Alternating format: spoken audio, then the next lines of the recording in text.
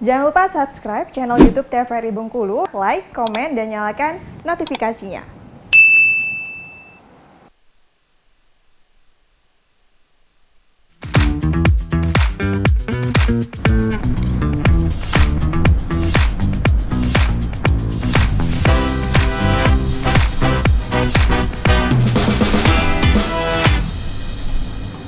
Balik lagi di Opini, obrolan pagi ini masih dengan tema yang sama, yaitu sampah makanan yang bermanfaat bersama dengan Bang Linggar, founder Kujaga Bumi. Bang Linggar, tadi kan selain dari produk Maggot tadi ya yang abang hasilkan dari mengolah sampah, itu juga sekarang pelet dan pupuk juga ya Bang ya? Iya betul. Sebenarnya pelet itu adalah produk olahan dari Maggot, dan pupuk kompos tadi adalah produk samping dari Maggot.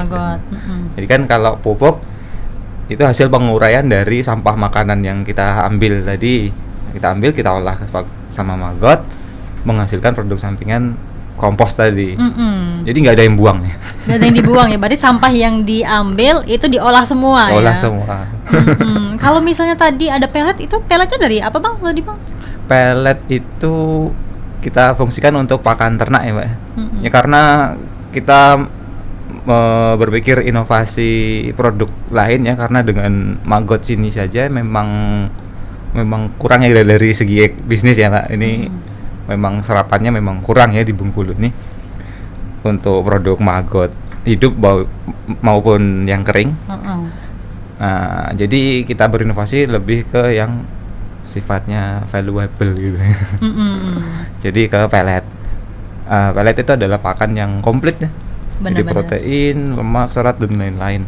Nah, ini kita coba tetap mengedepankan pengolahan limbah nih. Jadi kita asesmen nih potensi-potensi yang ada di sekitar dulu nih.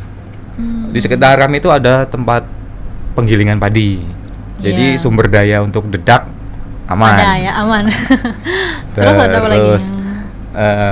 Masih di dalam kota Bengkulu juga kan, itu di daerah Kampung Nelayan itu kan ya, Pulau Ba itu banyak limbah-limbah ikan tuh. Nah ini nantinya juga akan kita proses menjadi salah satu bahan baku untuk membuat pelet ini tadi. Jadi memang dari sifatnya limbah kita olah menjadi produk yang memiliki nilai jual. Harapannya pelet ini memiliki nutrisi yang cukup, minimal setara lah dengan pelet yang ada di toko pasaran, tapi dengan harga yang lebih terjangkau. Oke, dengan harga yang lebih terjangkau ya. Tapi untuk proteinnya itu hampir sama ya, kandungan yang di dalamnya gitu kan. Kita rancang supaya sama nantinya. Supaya sama. Bahkan pengennya lebih sih. Lebih ya. Siapa tahu nih kayaknya banyak peminatnya kalau misalnya harganya terjangkau ya kan. Tapi tadi Abang juga bilang kalau misalnya pernah ikut lomba dan memenangkan sebuah alat untuk pengeringan dari Maggot ini sendiri ya Bang ya? Oh iya. Ini kami juga terbantu juga nih. Ini kemarin tuh ya sebelumnya kan kami ya aktif sebelum mulai berkegiatan ini kan nyoba-nyoba peruntungan juga Mbak, ikut lomba-lomba ini itu gitu. Pernah nyoba ikut program-program wirausaha gitu, wirausaha muda gitu kan, keren tuh Mbak. Iya. Tapi ya gitu gagal. Lah terus yang dapat juara ini yang mana tuh, yang dapat mesin tuh? Yang berikutnya ini adalah kita nyoba lagi nih. Setelah fokus di Maggot, kita memikirkan pengembangan lagi kan. Kebetulan ada peluang untuk ikut lomba di Puslitbang PLN. Ini programnya namanya Electrifying Agriculture. Wah ini cocok nih. Cocok sama jurusan ya. Cocok sama jurusan, cocok juga dengan apa yang sedang kami kerjakan. Jadi membantu produksi Maggot kita ya.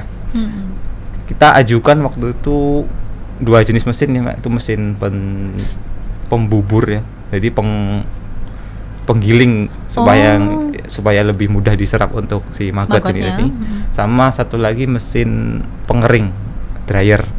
Jadi untuk mengeringkan Maggot ini. Berarti ada 2 ya Bang ya? Ada 2. Oh.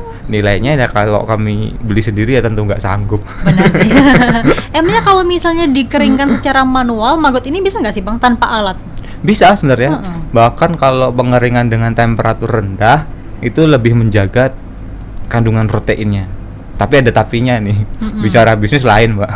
Iya ya. Tapi ini kalau kita jemur biasa tentu langsung ada lalat datang, karena ini protein tinggi, ketika dijemur pasti mengundang Iya, serangga iya, nih lalat. Jadi terus lebih tidak higienis kan.